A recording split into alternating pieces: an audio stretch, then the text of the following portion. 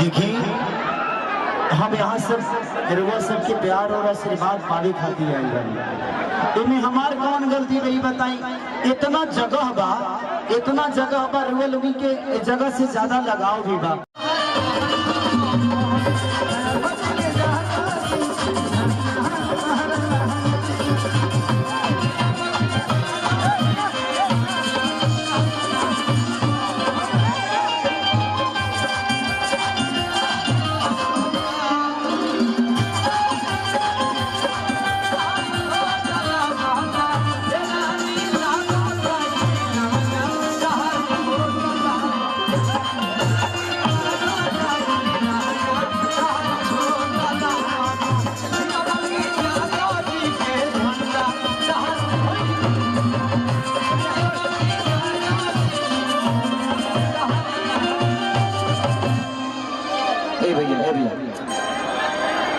लाठी अच्छी बताओ के जख्म हो तो में छुरी हला के हम जख्म भरब ओकरा के मरहम लगल जाए ना। प्यार से कहब सभी माने वाला लोग सभी प्यार से सबके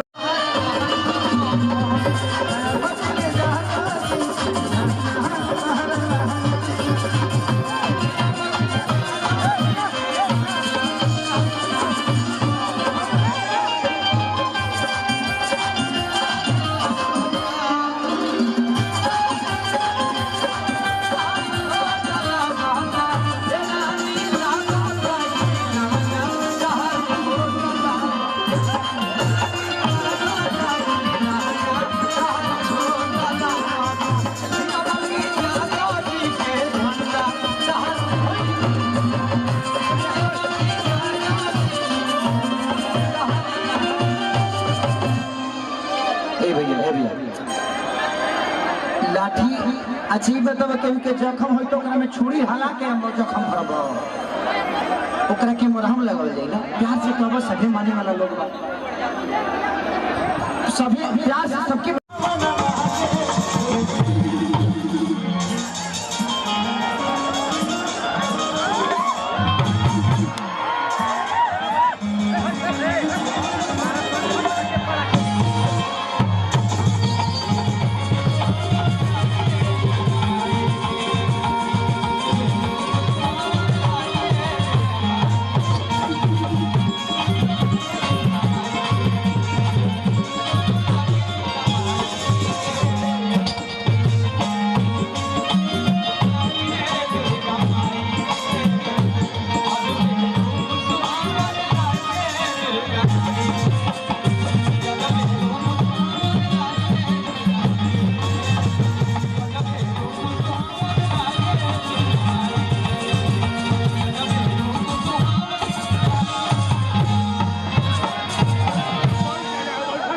हम ही फ्रस्ट्रेशन में हमारे से जैसे फ्रस्ट्रेशन में तो राजन भाई कल रात से बढ़े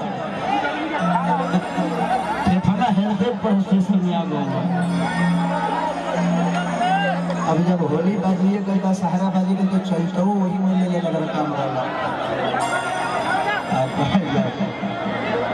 कि ये बबुआ के खुशी करके जाइए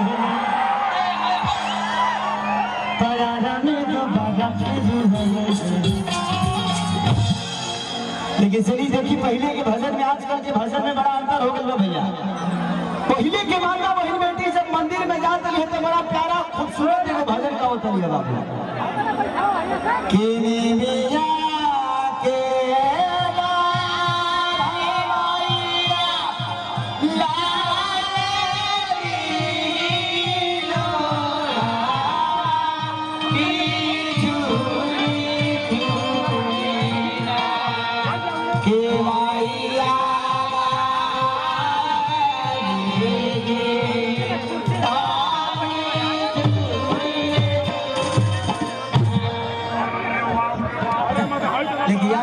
के जींस पैंट पहन लेते रही सब, टी शर्ट पहन लेते रही सब, एगो ट्रैक्टर के गेयर खानी सैंडल लगा लेते रही सब, थाली सजा लेते रही सब।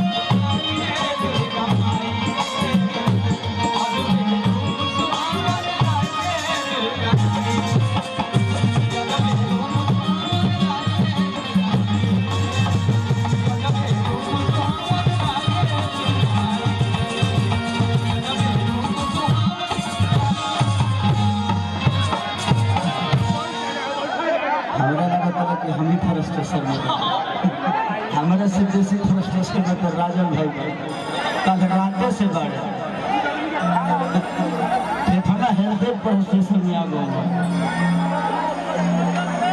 अब जब होली बाजिए गई था सहारा बाजी गई तो चलते हो वही मूल्य ले लगा काम वाला कि ये बबुआ के खुश करके जाइए परारा में तो बागा लेकिन चलिए देखिए पहले के भजन में आजकल के भजन में बड़ा अंतर हो गया भैया। पहले के माता बहन बेटी जब मंदिर में जाते हैं तो बड़ा प्यारा खूबसूरत एगो भजन का होता है बाबू